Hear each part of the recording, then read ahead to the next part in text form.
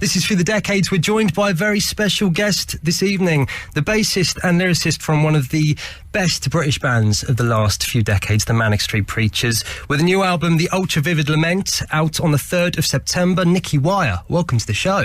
It's nice to be here, sir. Thank you very much. You're welcome. How are you doing? Digging in, as we say, back home for the last year and a half. Yeah, digging in. I'm quite a solitary person, but I do realise the trauma is caused a lot of people around me. No, I think in a band you actually do get conditioned to boredom because you spend your life hanging around airports or sound checks, hotels. So you do have to get used to boredom. So we've challenged you to choose a song for each decade. Yes. Summing up a decade in one song, I mean, it's pretty tricky. How have you found that? I was born in 69, so I guess I'm a child of the 60s in some respect, Yeah. although the 70s and 80s were my decade. But it does make you realise the power of music because it triggers so many memories and, nice moments for your brain. And you can get memories of songs from the 60s that you had in the 80s and 90s anyway. Exactly, yeah. So from the 60s, Nicky, what are you choosing and why have you chosen this? I Am a Rock by Simon and Garfunkel. Particular resonance for me because I just remember my mum and dad's record collection, Simon Garfunkel's greatest hits, Bridge Over Troubled Water, The Boxer. But I Am a Rock really, because there is a song about solitude, and sort of an inner power to resist the pressure of the world. It's a brilliant lyric. It's really quite a brave lyric, I am a rock, I am an island. Yeah, quite a statement. Yeah, you will not pierce me. And it's a beautiful tune. Paul Simon is really, when you look at his catalogue, he is a genius, and his wordplay is, I don't know, it gives me an inner harmony. A lot of his songs, there's something, a deep melancholy about it. Let's get into the 60s then. I'll let you introduce it. Here's Simon and Garfunkel with I Am a Rock. A winter's day.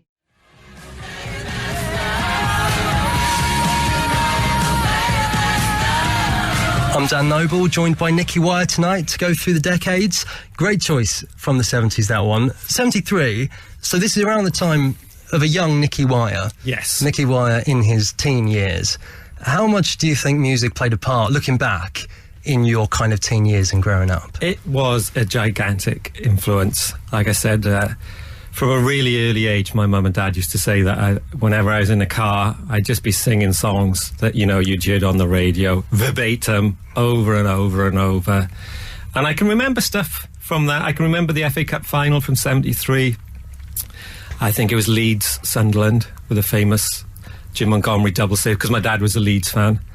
Mott the Hoople, James Dean Bradfield absolutely loved Mott the Hoople. He insisted that I pick this song when we were choosing.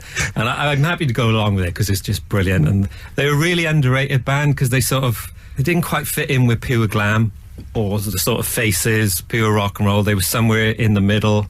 Kind of makes you smile, this song. Yeah. There's a brilliant footage of it. I'm not sure if it's a kids' TV or Top of the Pops, and they look amazing. I've seen it, and it's the brilliant lip sync on Top of the Pops. And pretends to play the guitars. At one point, the guitarist literally starts looking behind to the backing singer and just kind of pays no interest in what he's playing. There's such a sense of bewilderment going on, and there's always... Coming from my tradition, there always seems to be a bass player who's even more bizarre than anyone, which I can relate to. And Ian Hunter looks great. He looks like so self-realised. He literally is like, this is me. It was an era, I guess, where there was more ego in bands. It was... Now you get bands just saying how brilliant the audience are all the time. I just preferred it when bands used to say how brilliant they were. Yeah, I didn't care. Yeah. And that comes across with them.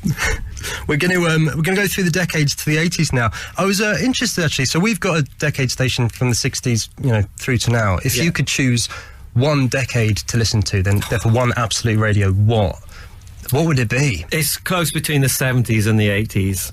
The 80s is more ingrained in my psyche. So you've chosen a song by The Jam. Yes. Paul Weller, especially during his time at The Jam, wasn't afraid to write political lyrics, social commentary, stuff like that. Obviously, you've been very known for doing that as well.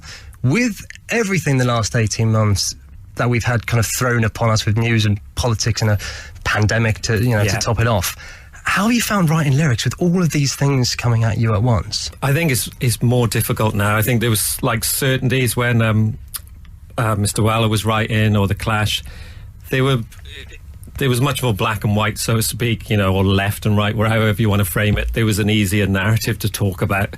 The enemy was the enemy and the good. And now, like you said, everything in the kind of post-truth era, it's really hard to get that into a song. Like when we did Tolerate or Design for Life, there was much more clarity to the political environment. It was, some of the times it was just a case of wanting to get rid of Thatcher. That was it. Yeah. It didn't have to stray beyond that. But I think with Going Underground, there are a lot of stuff on there. I think it's one of his most amazing lyrics, and he's written such brilliant words, but it's almost like he's hiding that there's so much flashing in his head and Going Underground, flying ships on the TV screen, this boy shout, this boy scream, like I can't take this anymore. I just want to hide away, because he was almost being framed as a spokesman for the generation, I think, at that point, which must be, he was only like 19 or 20. He was a kid, really, yeah. I think he split the Jam up at 24 or 23. Incredible. And also, what a career he's had. Into Style Council and his solo work. He was here a couple of weeks back now doing this as well with Danielle, and what a career. Let's get into the 80s then, Nicky. I'll let you introduce it. Yeah, this is one of the greatest number ones of all time. This is Going Underground by the Mighty Jam. Some people might say my life is...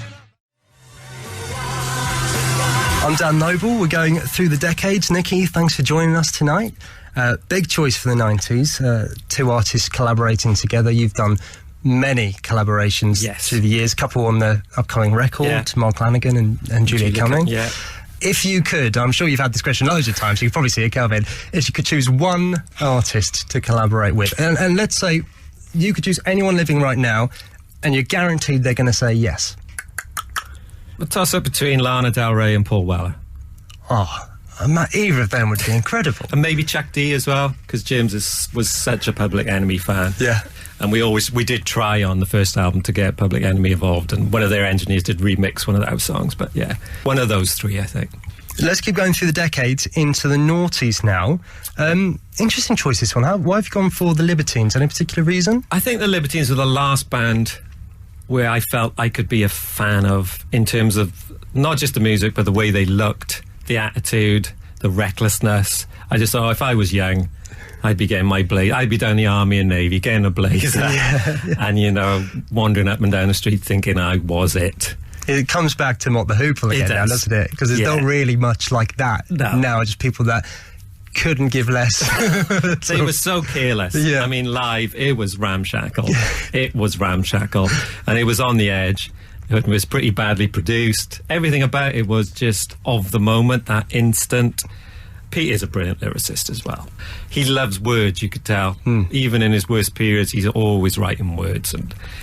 And there's loads of tracks I could have, but this felt like such a breakthrough at the time. I think it went into top 5, didn't it? It was that video that they filmed, which had a really bad projection behind it saying "Future of Rock and Roll." I thought, there you go. Yeah. I noticed in lockdown as well, Pete did a really Pete version of Motorcycle Emptiness.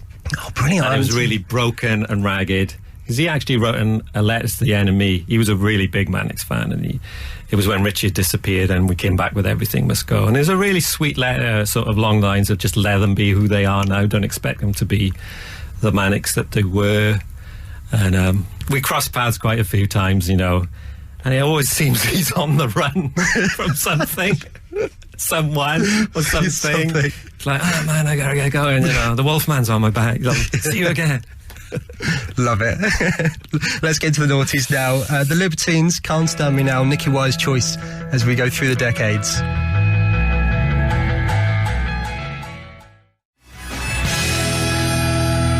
This is Dan Noble here, joined by Nicky Wire. Nicky, we mentioned before the song about seeing the Libertines live and how Pete and Carl get very close to the mic. Obviously, you can't do that now with social distancing and all that. But without live music, how have you found adapting the past 18 months without doing what you're so used to doing?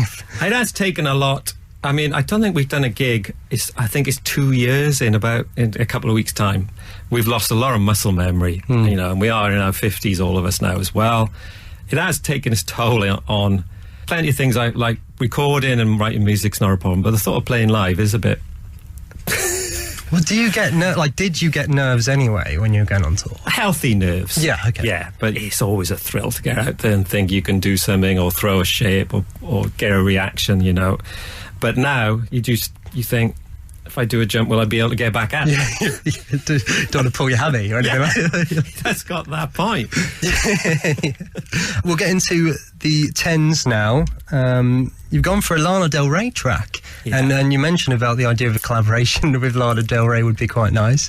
I just remember hearing some records just hold you when you hear them, and I heard this. I didn't know what she looked like or anything. I thought, my God, the lyrical flow. It just twists and turns, and it never stops. The words never stop, and it's got such a mystery to it. And I remember seeing her on later then, and just thinking, God almighty, the lyrical wordplay going on. It's a great tune as well, but it was the lyrics, the title video games. You know, it's so evocative for people of my generation as well, which didn't seem to be her generation, which I thought was even cleverer, really. I'll let you introduce it. This is Lana Del Rey with Video Games.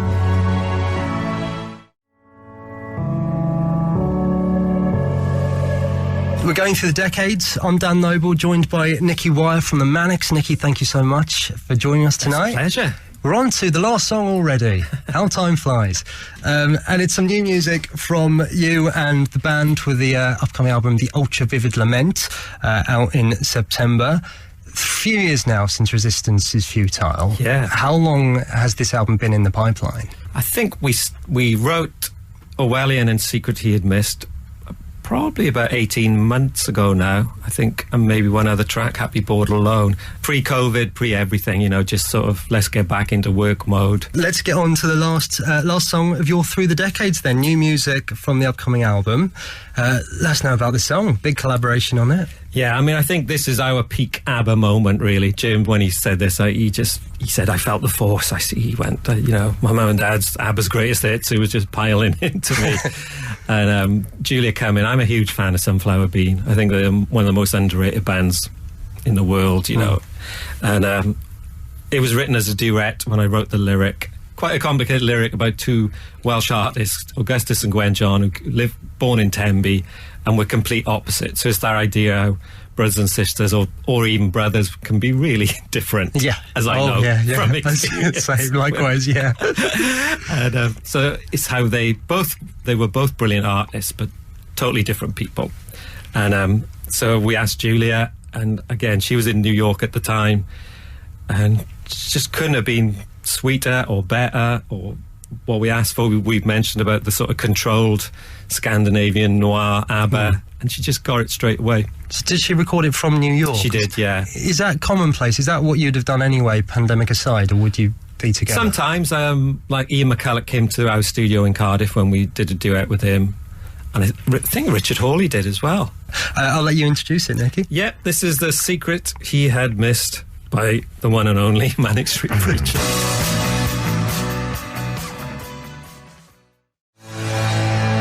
Brand new music from the Manic Street Preachers, The Secret He Had Missed, on Absolute Radio, where real music matters. Taken from the upcoming album, The Ultra Vivid Lament, which is going to be out on the 3rd of September. Nicky Wire, that was your Through the Decades. Felt good, didn't it? You stand by every decision you've made for each decade? I think so. Yeah, I mean, we could have definitely picked a Bowie track for the 70s, but James did overrule me. Well, there we go. Is he the boss? Sometimes. I like to make him think he's the boss. Yeah, that's how you do it. Yeah, the mind games. It's like a very old marriage. I have known James since I was 5, so 47 years. It is like a bitter marriage. I'm sure. But still going strong, 14 albums in. Indeed. Nicky Wire, thank you so much. It's been a pleasure. Brilliant. Thanks, mate.